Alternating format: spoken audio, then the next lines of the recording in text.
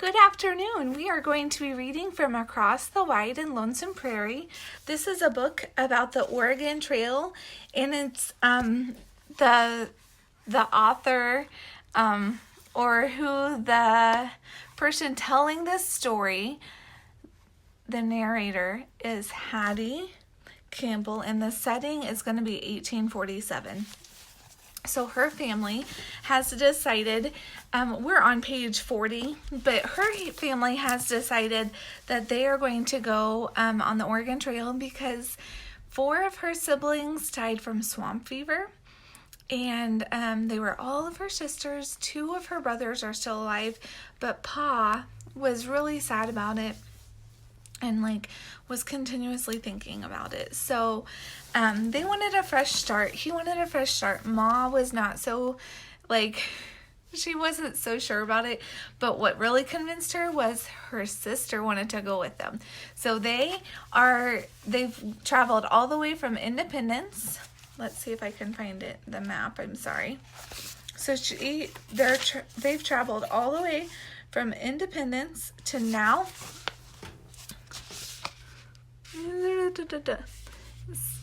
Backwards. So Independence all the way to Platte River. And at that point, you would see a lot of the people from Wisconsin and Iowa coming. And what they have found, there is a group of people called the Mormons that would not travel on their side of the river, and they were not sure why. But what they've discovered, they have a different religion than what they have. Their religion says that they can actually have more than one wife. The husband can have more than one wife. And so it's very confusing to them. So I'm going to start on page 41. Something horrible has happened, and I fear I'm to blame. Just before supper last night, little Cassia came to where Pepper and I was cutting up potatoes and onions for soup. While Cassia watched, I sliced all the parsnips and gave her a couple bites when she held out her palm. The kettle was hanging over a fire near the center of the camp, so Pepper and I brung the vegetables along with the 3 salted ox tongues. Preserved from those that died the other day. We dumped the meat and onions into the boiling water. Okay, so these ox died the other day. They preserved them, and now they're eating the tongues.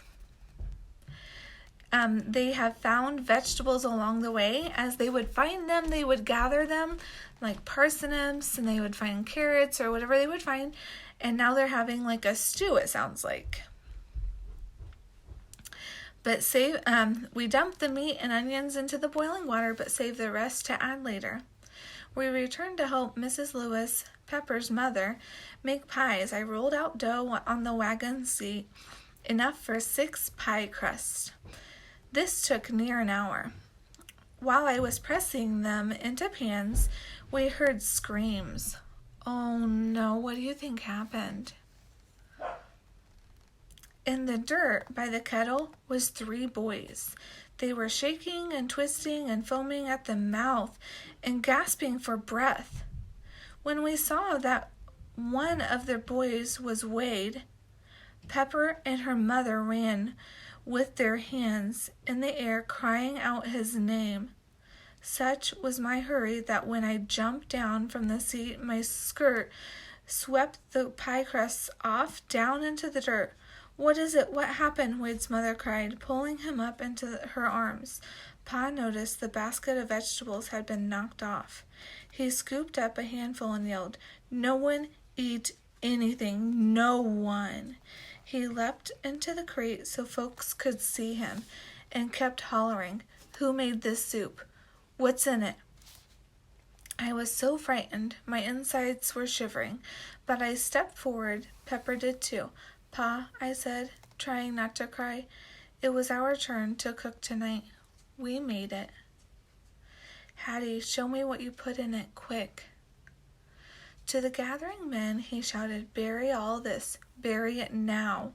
Meanwhile, some of the women were scooping the charcoal from the fire. Brushing it into powder, they tried to force it down the boy's throat with water, but their jaws was clenched too tight. Pepper and I showed Pa what we cut, the meat and the vegetables. He picked up the potato peelings, smelled them, put a piece on his tongue, and waited a moment. He did the same with an onion skin. He tasted a sliver of beef. These here are all right. What else, Hattie? I showed him the parsnips tops we broke off and set aside for salad. Pa's face fell. He looked at Mr. Lewis and then back at me.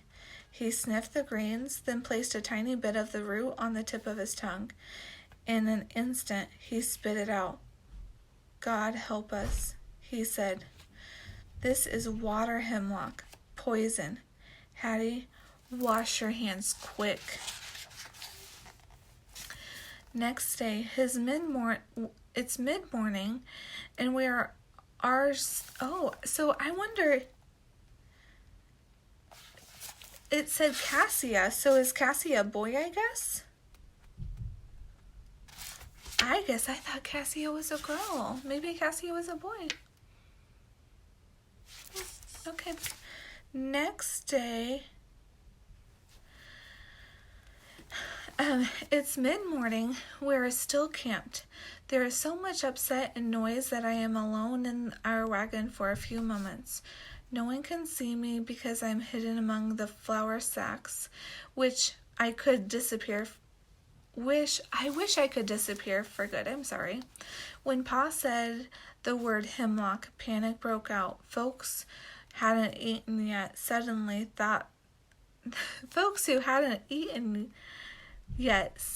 thought they had. Mothers cried for their children. Suddenly, I remembered Cassia. We called her name. Oh, it is a girl.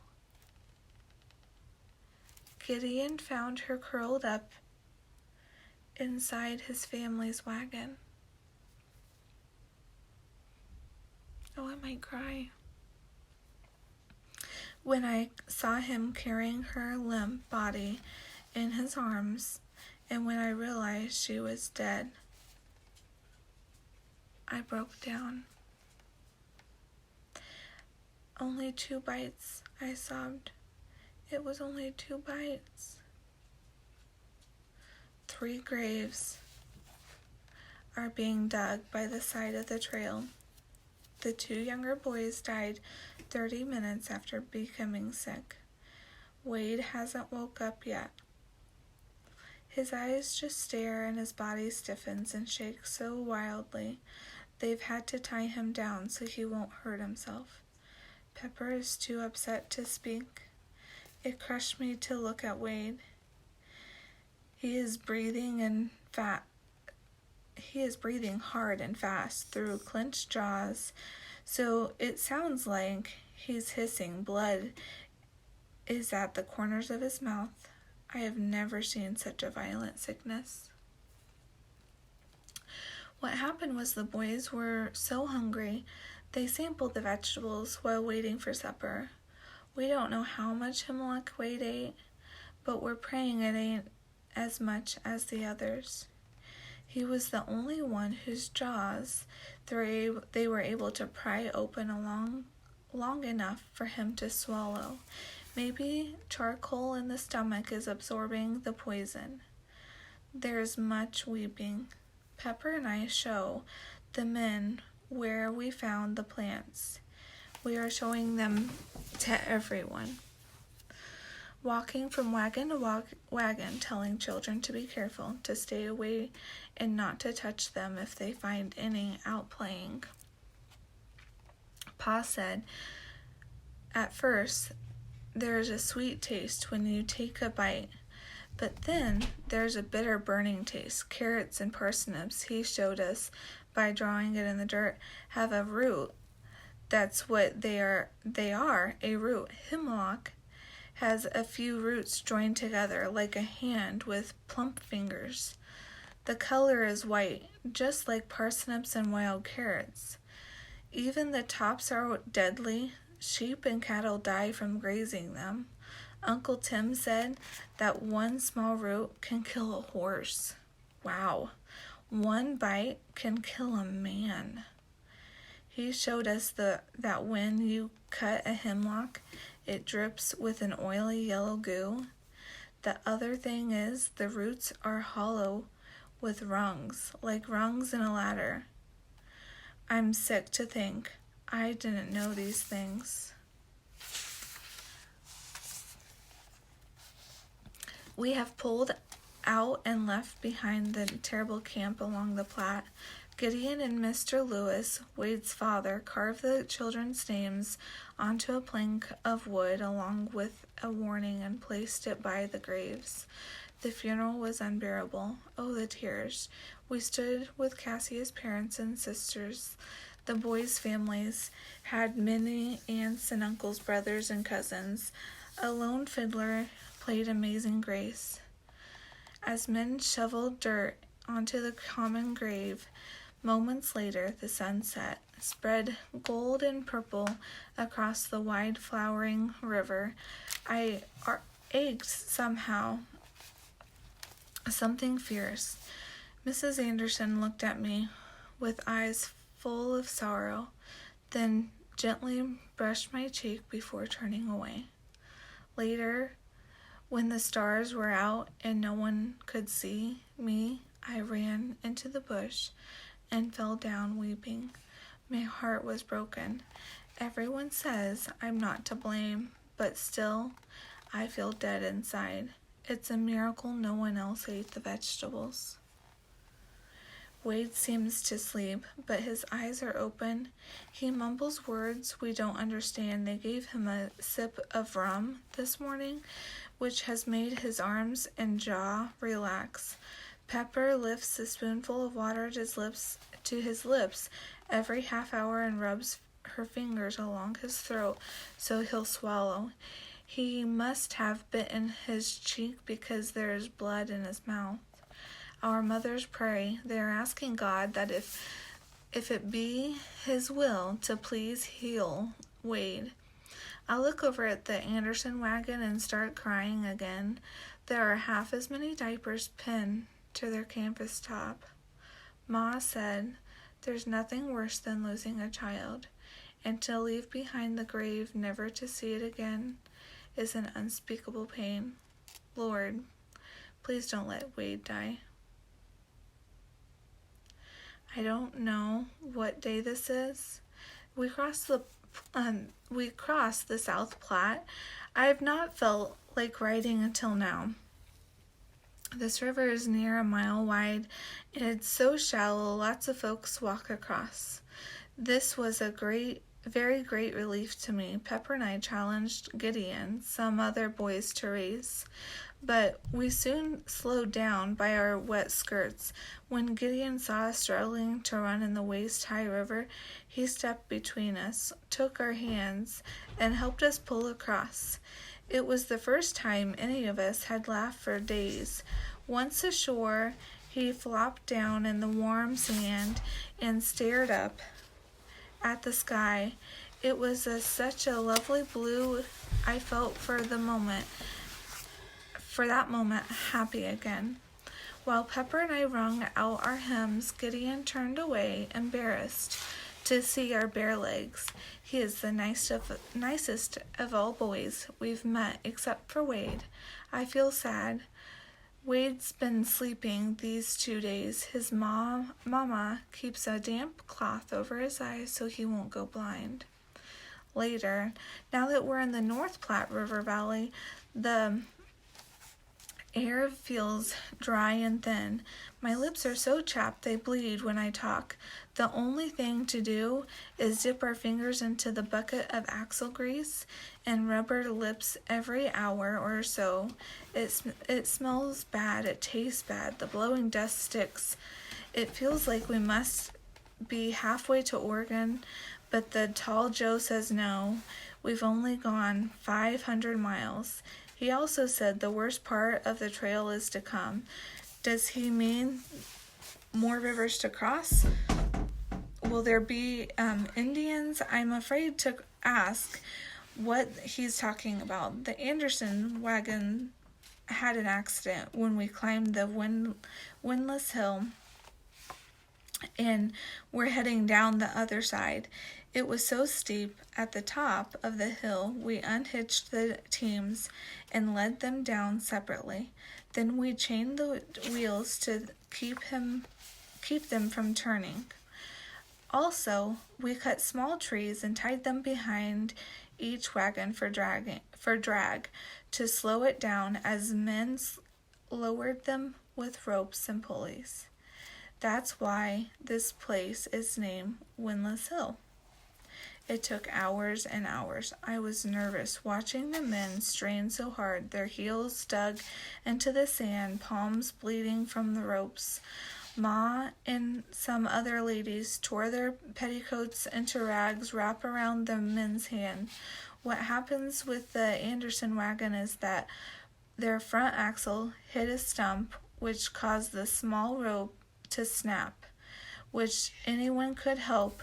The wagon flip over and over, landing into splinters in the bottom. Folks scream, but it was just the shock of seeing such an accident. No one was hurt.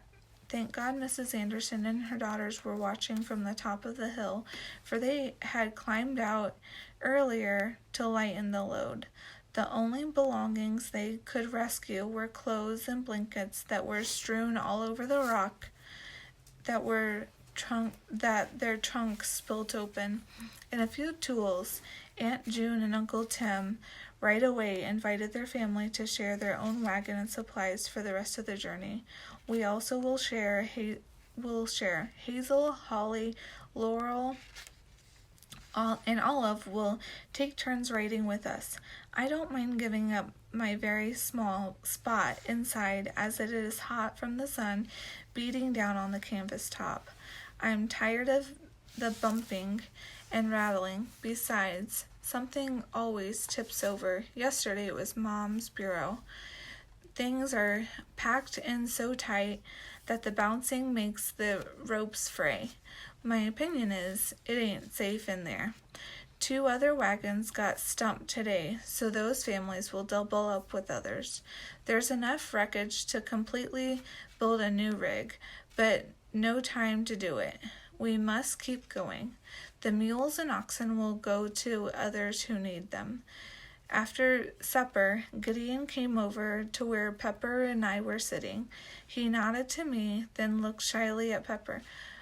"Wantcha please dance with me?" he asked. Pepper leaned over to whisper in my ear. "Do you mind, Hattie?" I turned to whisper in her ear. "He's handsome." She smiled, then squeezed my hand. So they are circling in the fire with the other dancers, shuffling, stepping, turning. His left hand on his hip, his right hand on her waist. Folks are watching them and smile. I wish Wade was well enough to ask me to dance. Okay, we're going to stop there. I am so glad that you were able to join us to read a little bit of Across on the Wide in Lonesome Prairie. We're reading a little bit about the Oregon Trail. I can't wait to hear a little bit more of the life of Hattie on her Oregon Trail for tomorrow. Thanks for joining us.